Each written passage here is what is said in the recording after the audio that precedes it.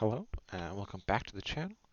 As you can see here, we're starting another Jersey Quest franchise mode, and like a lot of the ones we've done recently, this is like a repeat of one we have failed before.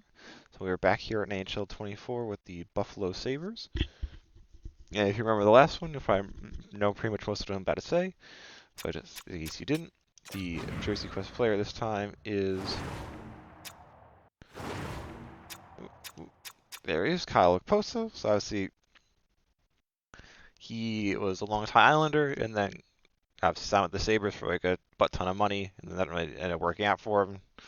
But he did end up playing his 1,000th game in his final season in the NHL, in the 23-24 season with the Sabres before he got traded to Florida and won the Cup.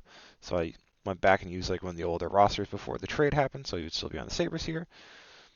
Yeah, so Poso is a cool guy. Yeah, so he plays the 1,000th game in November of that season against the Boston Bruins at home. So it's like the jersey. You can see the like dimples of in the picture there, but yes, their home jersey.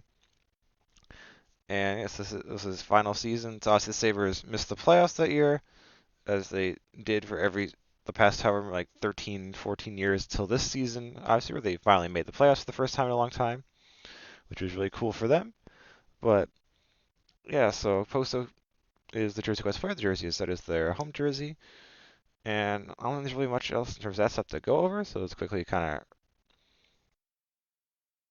remind you of the format. So basically, trying to win the cup here with the Poso and in that jersey.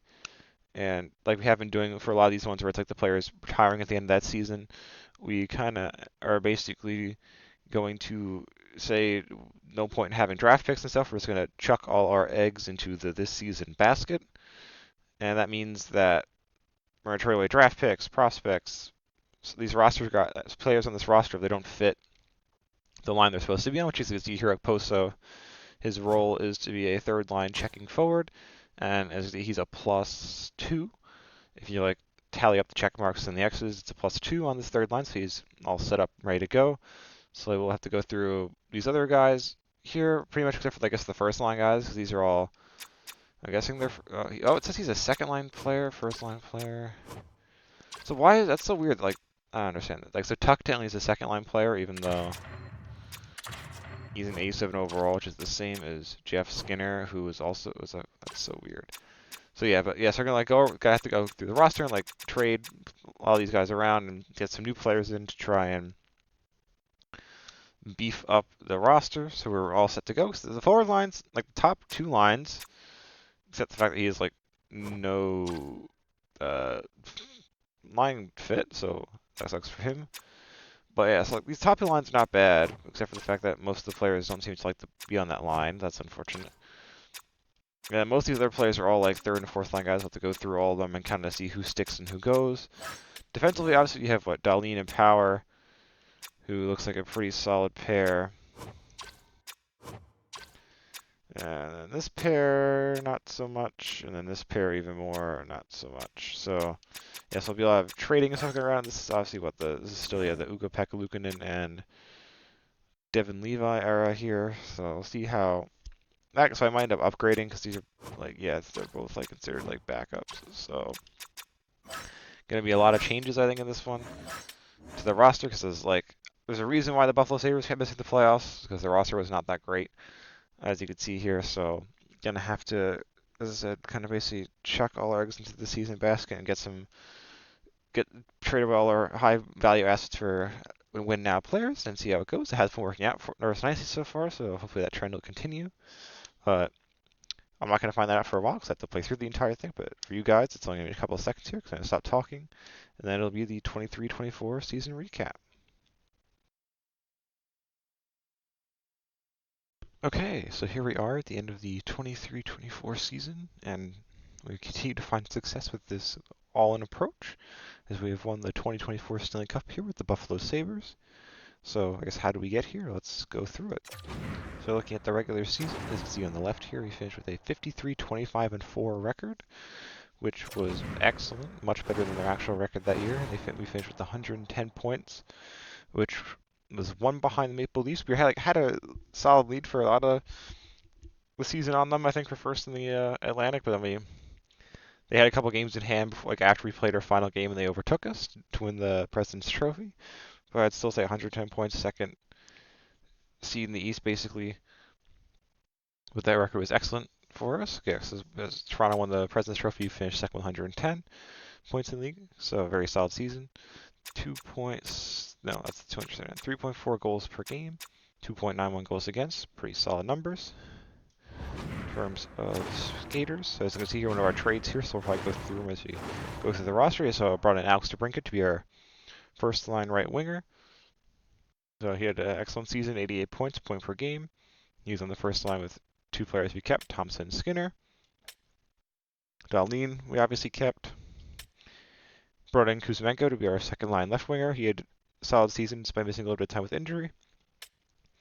Alex Tuck moved down to the second line because the game classified him as a second line forward, so I moved him down and brought in DeBrincat.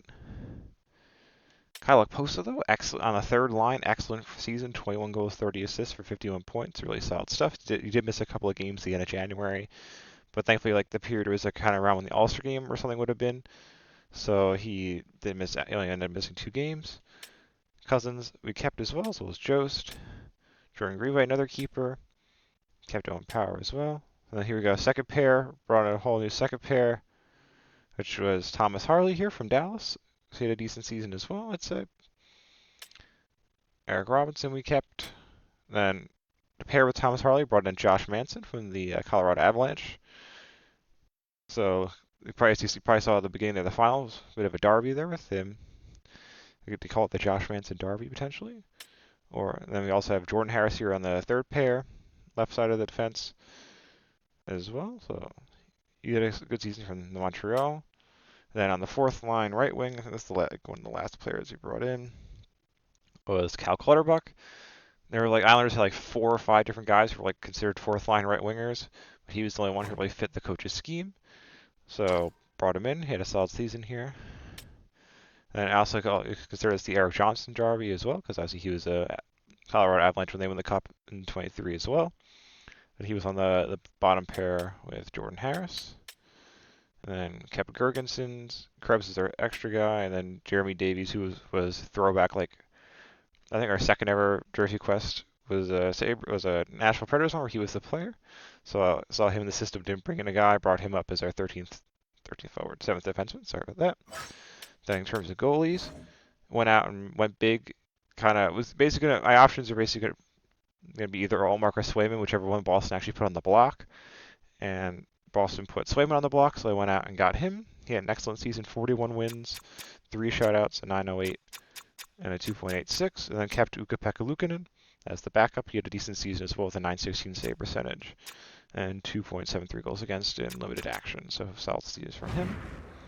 In terms of the playoffs, we go to the tree here. I don't know why it's called a tree. Whatever. But yeah, so we'll go to the right here. So yeah, we got Boston in the first round, so I was able to play some of the games because they were the Jersey Quest kind of moment. Alex's Okposo's 1000th game was against Boston at home. So we won game 1 5-4, game 2 5-1. Both of those I played. Then Boston won we won game 3 in Boston, which was simulated 4-3. Boston then won game 4 3-1, which was also simulated. And then game 5 was able to close the series out and play a 5-3 win to move on to the round 2, where the rest of these games were all simulated except for the last 2 seconds of the game 7 of the Cup final to get the footage.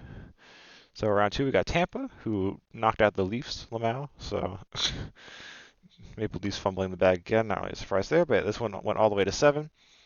They won game 1 3-1. We won the next 2 3-2 and 4-2. They won the next 2 2-1 and 5-2. Then we had to win game 6 and 7 both in a row to finish them off with 4-1 and 6-5 wins. We then got the Detroit Red Wings, who were the other wild card, but they came through the Metro half, as you can see in the Eastern Conference Finals. That one was another 5-gamer, which we won game 1 5-2. They won game 2 3-2. Then we won the next 3 4-2, 3-2, and 3-2 to advance to the Cup final against the Colorado Avalanche, which was another 7-game series. We won game 1 3-2. They then won the next 3 4-3, 5-2, and 6-3. So we had to win 3 in a row to win the Cup, which we did 7-3, 5-4, and then 3-2 in game 7 to win the Stanley Cup. in terms of playoff stats. If you look at the player stats, you probably saw the front screen. Yes, Alex Tuck was our leading scorer in the playoffs, so he had like basically half his regular season total in like a quarter of the games, with 13 and 13 for 26 points, which is pretty solid. He's only our only point per game guy. And Okposo, another really solid there, 5 goals, 7 assists for 12 points, so half a point per game, which is pretty solid, I'd say. So really nice kind of playoffs and regular season from Okposo. Is he was a Jersey West player, so nice to have him have solid stats. Oh, actually, I guess let's look at the Swayman stats quick before we advance the day and look at the awards and stuff. So go to goalies. Yeah, Swayman played every minute of every game pretty much. All 16 wins, no shutouts though. 913 save percentage and 2.87 goals against though, which is pretty good. But if we now go and advance the day. Okay, Buffalo and Bakersfield. Then we can go in and look at the trophy, the award, or like the awards stuff. So obviously he won the cup. Maybe, as I said, Maple Leafs won the President's Trophy with 111 points. As in the Clarence S. Campbell Bowl, because they faced us in the cup final. So looking at individuals, yeah, so Art Ross went to, it's probably going to be a lot of Maple Leafs here, these awards, because they had such a good regular season. So it's Austin Matthews finished with 124 points, which is top of the league, so he's probably win a bunch of awards. And so there's also the Hart. Norris went to Adam Fox, who finished with 107 points, because the Rangers had like, I think the third best team in the regular season with 107 points. So they had like a lot of players with a lot of points. Lady Bing also went to Fox, which is interesting, because it's usually like a forward, I feel like, that wins that in the games. Calder went to Connor Bedard, not really surprised there.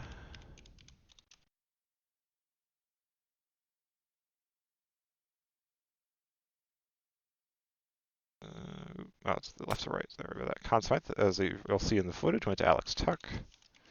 That's kind of nice because he's like kind of, you know, like the hometown local boy. So it's nice to him to win the Conn Smythe. Vezina went to, that's funny, Ilya Samsonov of the Leafs. I'm guessing he's probably going to win the Jangs. Oh, no. Jangs went to Carter Fart of the Philadelphia Flyers. Master went to David Savard of the Habs. Again, the game just picks like a random defenseman pretty much. Jack Adams went to Calgary's coach because they finished third in the Pacific with 93 points. Selke went to Ryan O'Reilly, not really a shocker there. Lindsay, yeah, Austin Matthews, not really a surprise. That one easier. And then Rocket, Richard, we can guess it's Austin Matthews. He had like 120 points. I'm guessing like half of those are probably goals. So, yep, okay. So just finishing typing this up into my spreadsheet. Boom. Alright, yeah, so that's pretty much all there is to cover about this season. So there's another successful implementation of basically just throw draft picks and prospects at teams to get their players that fit the scheme to try and go all in on this one season. So it's continuing to rock here. It's nice once the Buffalo Sabres are a team. Obviously, the Islanders are like my favorite team. They're like one team I really root for, like on an active basis, obviously. But Buffalo is like a fun team. I feel like, and they do have some connections with the Islanders, obviously with Okposo and like Pat LaFontaine and stuff. So, and I kind of do have to feel bad for them considering that most of the past like 20 years and most of my lifetime they've been pretty bad. So I do have to feel for them. So it's fun winning the cup with them. They also have 6 jerseys. Like this home jersey's pretty cool, but the goat head obviously is like the coolest, one of the coolest jerseys ever. So maybe we'll end up doing one of those down the line because at some point that'd be cool. But yeah, so it's another success. Hopefully you enjoyed it. You'll see the footage of the cup kind of ceremony and stuff after. Then next thing on the channel should be another Kit Quest career mode.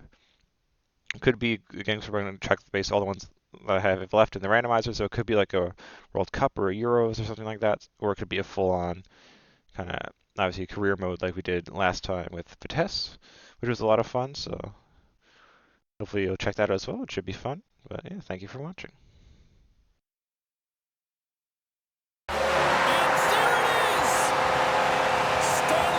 Champions, all those years of work, those early morning practices show it's all worth it. Yeah, and their name is going to be embossed in the cup forever, and that's what it's all about. Not just the parents and the family that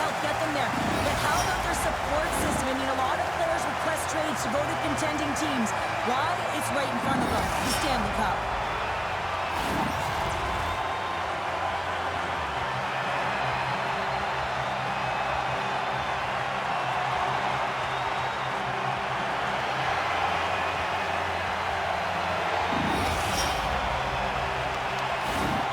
The moment of truth has arrived. Lord Stanley is about to be handed out. Ah, so much fun. You can feel and sense the dream is alive. It is right there, and I'm really curious to see who hoists it over their head first, James.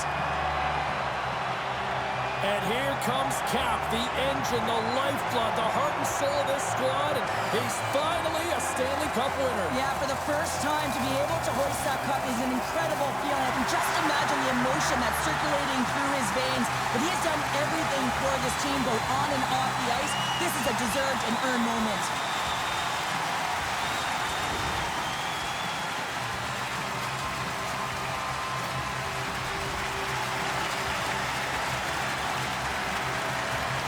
Oh, what a moment. He's been waiting his entire career for this. This grizzled veteran finally getting his mitts on the cup. And the emotion is written all over his face. What I love, James, is watching the emotion of all of his teammates as he was able to hoist it.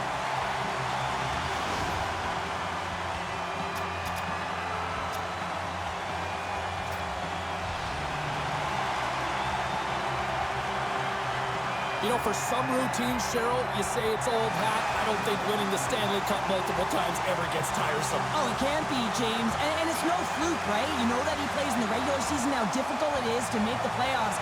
And then to be able to go round after round. I'm telling you, he's seasoned, and that lends right through the dressing room.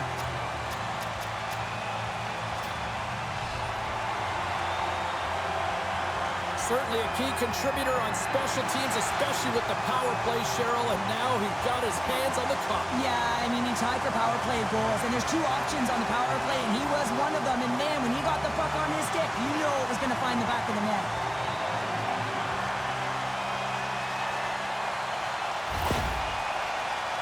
The celebration continues, and they're all converging at center ice for the team pick. Hard to believe that so many of them are banged up. Hey, James, at the arduous process of getting to the Stanley Cup final, but that's why they're all in one heap, showing the pure elation of the moment.